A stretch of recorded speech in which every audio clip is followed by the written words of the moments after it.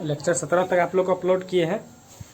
Lecture 18 में osmotic pressure आपको पढ़ा है, लेक्चर 16 है ना, उसको एक बार पढ़ लीजिएगा। उसी के आधार पर जो है ना कुछ परिभाषा है, जैसे आइसोटोनिक सॉल्यूशन क्या होता है, नहीं हाइपरटोनिक जो कि पूछा हुआ है। तो आइसोटोनिक सॉल्यूशन जानते क्या होता है? आइसोटोनिक सॉल्यूशन बोलते हैं यदि दो सॉल्यूशन में एक का ऑस्मोटिक प्रेशर दूसरे के बराबर होता है। मान लीजिए एक सॉल्यूशन है, इसका ऑस्मोटिक प्रेशर पाई 1 है, ठीक है ना, और दूसरा सॉल्यूशन है उसका भी ऑस्मोटिक प्रेशर पाई 2 है।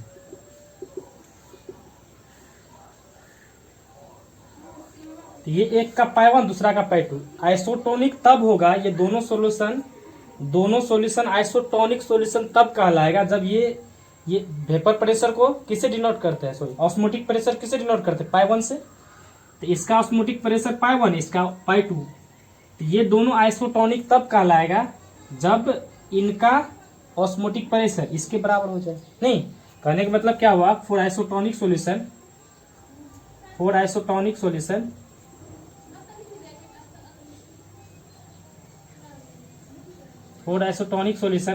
सॉल्यूशन के लिए पाई 1 इज इक्वल टू पाई 2।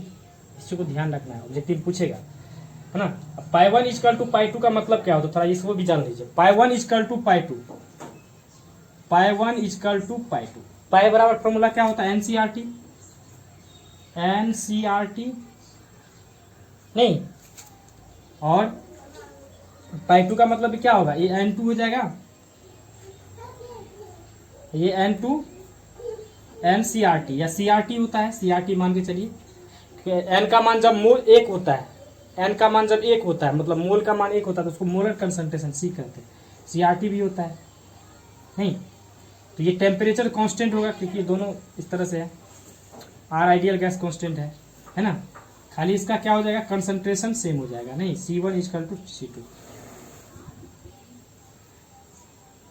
आपको पूछेगा कि जब आइसोटोनिक सॉल्यूशन के लिए पाई 1 पाई 2 के बराबर है तो इसमें कि कौन कौन सी के बराबर होगा, क्योंकि सेम टेम्परेचर होगा ये, है ना। तो ये T1 ये तो दोनों सेम ही होगा। आर आइडियल गैस कांस्टेंट है तो ये दोनों का सेम ही होगा, कट जाएगा।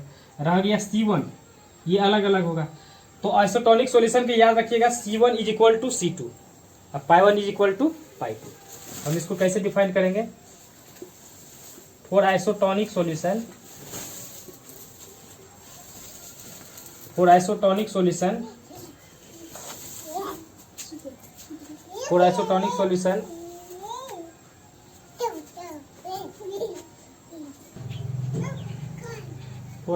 solution है ना, osmotic pressure of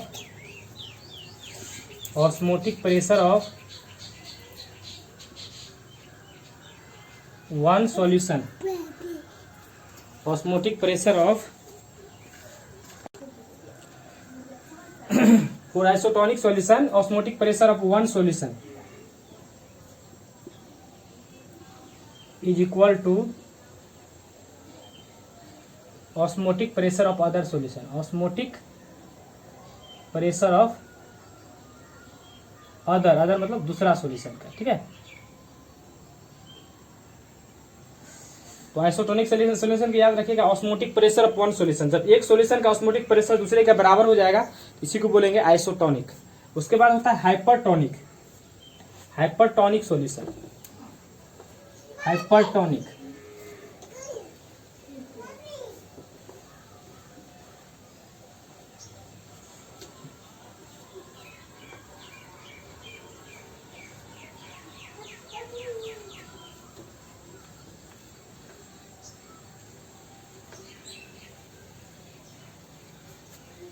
उसके बाद हम लोग पढ़ेंगे, अच्छा इस पे क्वेश्चन आता है, बहुत ही अच्छा क्वेश्चन रहता है, उसको हम पहले प्रैक्टिस करवा देते हैं, यानी तो पहले हम डिफाइन कर देते 3 तो जो होता है तब बताएंगे। एक hypertonic solution,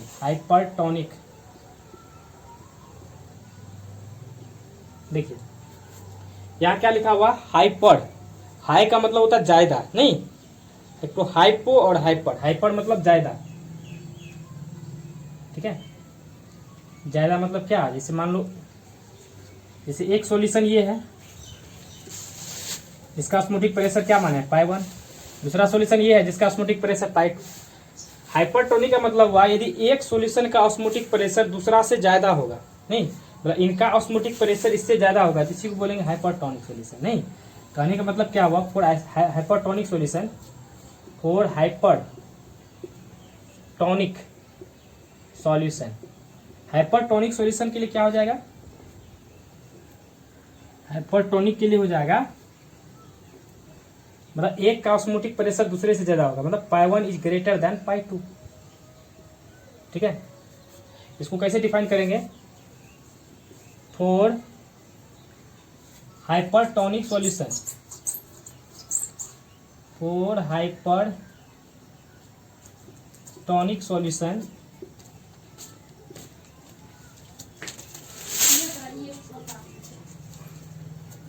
osmotic pressure of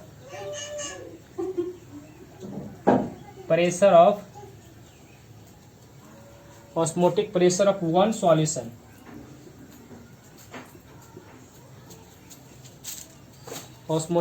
of one solution is more than other solution, मतलब एक का ऑस्मोटिक प्रेशर दूसरे से ज्यादा होगा तो ये पाई 1 is greater than pi 2। Hypertonic के लिए एक का दूसरा से ज्यादा होगा ऑस्मोटिक प्रेशर, बस यही सब है। इसी में हम हाइपोटोनिक का बता देते हैं, ये तो हाइपरटोनिक हो गया। नहीं, और हाइपरटोनिक सॉल्यूशन, हाइपरटोनिक के लिए एक का ज्यादा होता दूसरा से, ठीक है। एक होता हाइपो, यहाँ पर हाइपो कर देना। हाइपो में क्या होगा ना, एक का ऑस्मोटिक प्रेशर दूसरा से कम होगा, मतलब एक का जो ऑस्मोटिक प्रेशर होगा दूसरा से कम होगा। जब बराबर होगा तो आइसो, आइसो मतलब बराबर, हाइपर मतलब ज्यादा, हाइपो मतलब कम। हाइपो का मतलब क्या होता है, कम, ठीक है ना।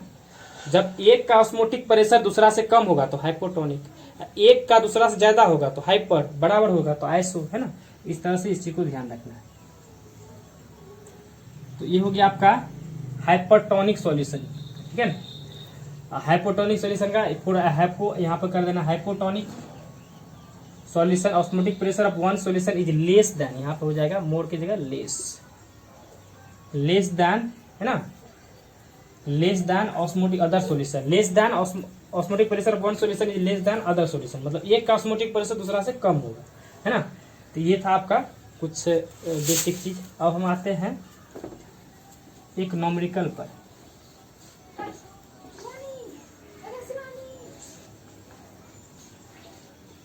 देखिए, एक क्वेश्चन बहुत पूछता है, बिहार बोर्ड में कई बार पूछा है, मोस्ट क्लियर कर देते हैं। 5% शुगर चीनी इज आइसोटोनिक विथ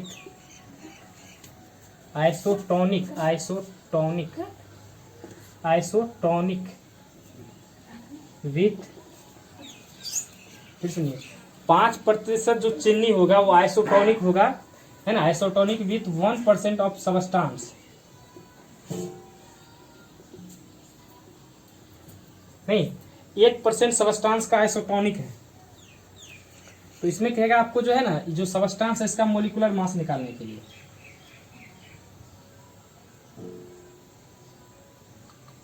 ठीक है।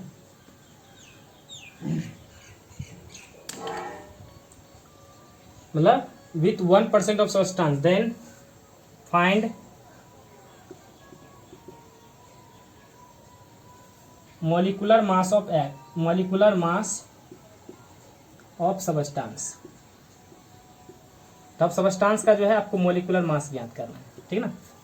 तब जो ये सबस्टांस होगा उस सबस्टांस का आपको मोलिकुलर मास को ज्ञात करना है, ठीक है। मोलिकुलर मास को ज्ञात करना है, तो कैसे ज्ञात करेंगे देख लीजिए। इसका एकदम सिंपल लॉजिक है, ट्रिक है। 5% चीनी, नहीं ये आपको आइसोटोनिक है, 5% चीनी जो है, आइसोटोनिक का मतलब क्या होता है, बराबर, किसके बराबर होगा, तो 1% सबस्टांस का, 1% सबस्टांस। एकदम बहुत ही आसान है इसका। करना क्या है ना, जो मॉलिक्यूलर मास होगा ना उसमें परसेंटेज से भाग दे देना है। देखिए, चीनी का मॉलिक्यूलर फार्मूला कितना होता है, C12H22O11, नहीं, तो इसका मोलिकुलर मास m1 बट्टे परसेंटेज है ना, अब फिर यहाँ हो जाएगा m2 बाय फिर परसेंटेज।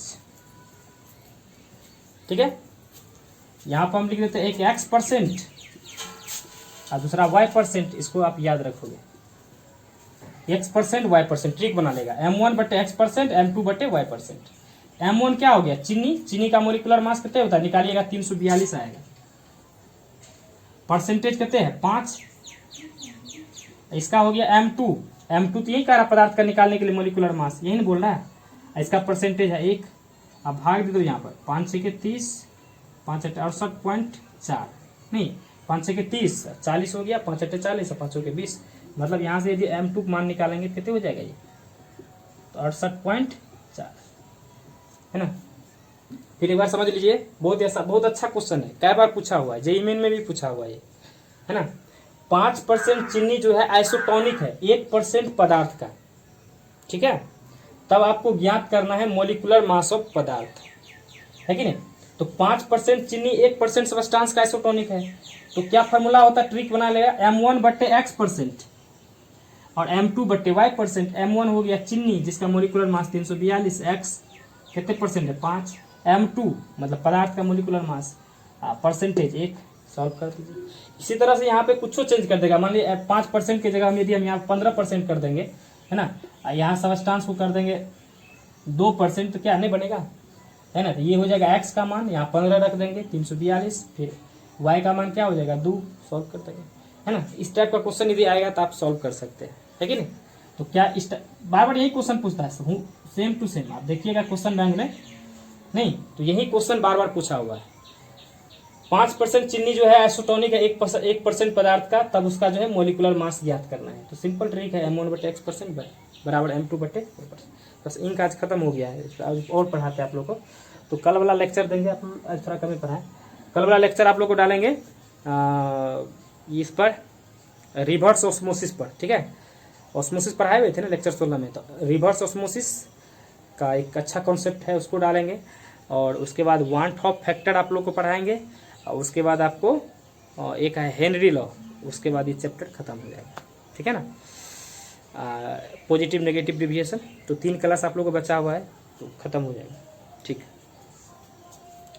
पढ़िए सब स्टूडेंट बढ़िया से। आप PDF बना के नहीं भेज पा रहे हैं, तो भेजने नहीं पा रहे हैं, 11th का भी पढ़ाते, इस कारण टाइम नहीं बचता है हमको, है कि नहीं। तो आप लोग क्या करो, पहले बढ़िया से आप वीडियो को रोक करके अच्छा से, है ना, आगे पीछे करके अपना जो है, इसीलिए ज़्यादा देर का वीडियो नहीं बनाते, आप लोग को उतारने में परेशानी होगी, है कि नहीं। तो वीडियो तुरंत उतार लो, उसके बाद वीडियो को देख लो। कुछ बच्चा कंप्लेन करता था कि सर वीडियो में कुछ और रहता है, कॉपी में कुछ और रहता है, इसी कारण हम सोचे चलो, है ना, लिखते नहीं करते, लिखते वक्त हो जाता है थोड़ा सा एक्स्ट्रा लिखा जाता है ना।